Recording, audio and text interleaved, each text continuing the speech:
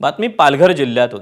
डहाणू तालुक्यातील विवळवेढे येथील कातकरी पाड्यावरील भीषण पाणी टंचाईचं वास्तव एबीपी माझानं दाखवलं होतं आणि याच बातमीची दखल घेऊन पालघर जिल्हा परिषद प्रशासन खडबडून जागं झालं असून त्यांनी या पाड्यांमध्ये तातडीनं बोरवेल तयार करून पाणी पुरवठा करण्याच्या उपाययोजना या सुरू केलेल्या आहेत।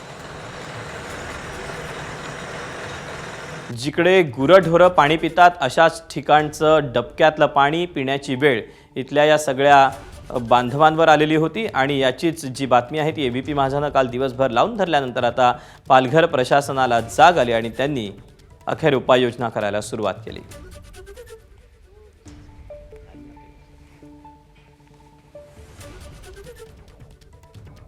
सद्यस्थितीमध्ये ग्रामपंचायत विवळवेढेला टंचाईबाबतची माहिती मिळाली होती। त्या अनुषंगाने ग्रामपंचायतने तात्काळ तिथे पाण्याची व्यवस्था केलेली आहे।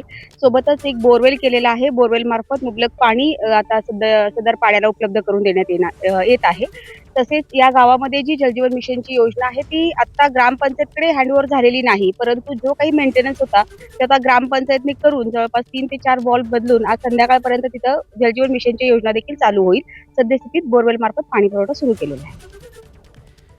या भीषण वास्तवाची एबीपी माझानं बातमी प्रसारित केल्यानंतर तातडीनं कातकरी पाड्यातील रहिवाशांना पाण्याची उपाययोजना करण्यात आल्यानं रहिवाशांच्या चेहऱ्यावर आनंद दिसला। त्यांनी एबीपी माझाचेही आभार मानले।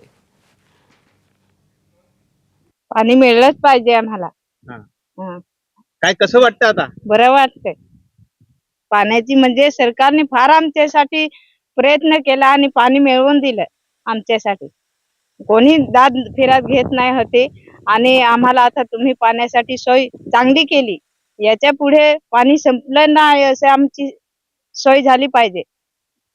काय सांगाल, आता पाण्याची व्यवस्था झालेली आहे, आता तुमच्या डोक्यावरचा भार आहे हंड्यांचा तो कमी होईल।